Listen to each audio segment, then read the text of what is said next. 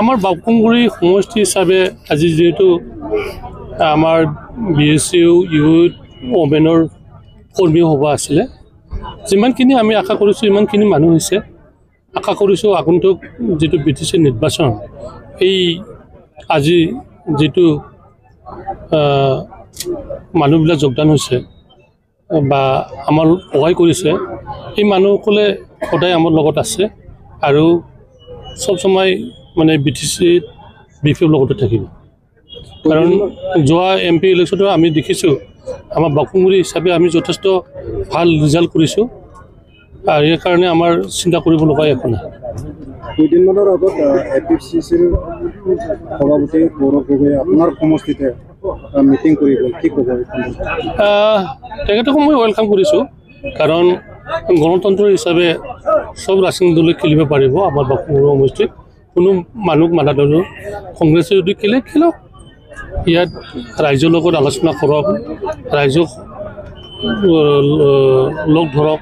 মই এটাই বেয়া পাইছোঁ, সেইদিনা কোনোবা সুনীল নাৰ্জাৰী না কিবা ল'ৰা আছে, তেখেতে এটা কথা ক'লে UPPলে সেইদিনা খাকৰিগোলাত মিটিং হৈছিলে, কিন্তু আমাৰ BPFে কোনো জেগাত কোনো গাঁৱতো মিটিং হোৱা নাছিলে। এই কথাবোৰ এইটো কৈছে। আৰু যিহেতু খাকৰিগোলাত সেইদিনা 28 তাৰিখত UPPলৰ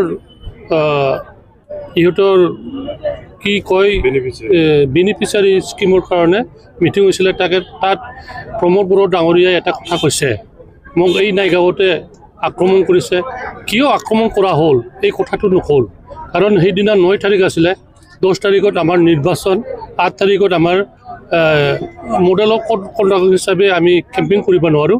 কিন্তু সেইদিনাই 9 তাৰিখত তেখেতে এই ডাউকিবাৰী, ঔৱাবাৰী, চালবাৰী, চিনচিলা হৈ টকা বিলাই আছিল, এই বিলাই টকা কথাবিলাক আমাৰ ৰাইজে দেখি তেখেতক অলপ হাৰাশাস্তি দিছোঁ। আৰু পলিটিকেলত কি ধৰণৰ পলিটিকেল খেলিব লাগে এইটো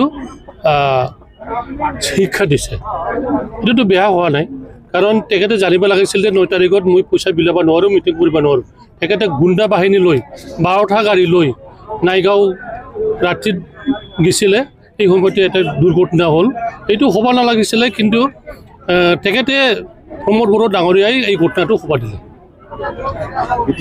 আপুনি এইখন সমষ্টিৰ দখলত আছে, দখল কৰি আছে, কি ক'ব? এইবাৰ পাৰিবনে?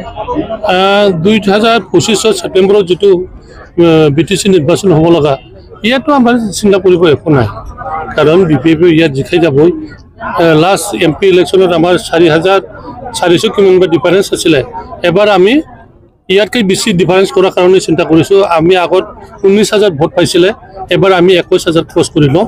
ইয়াৰ কাৰণে বাকুংগুৰি সমষ্টিত কোনো চিন্তা কৰিব নালাগে। আমি ৱেলকাম কৰিছোঁ বিভিন্ন ৰাজনৈতিক দলে যেন ইয়াত পাৰ্টিচিপেট কৰে, কোনেও যেন, কাৰণ ৰাজনীতি কৰিলেতো ভোট কিনিব লাগিব, ইয়াত মানা কৰা কোনো কথাই নাই।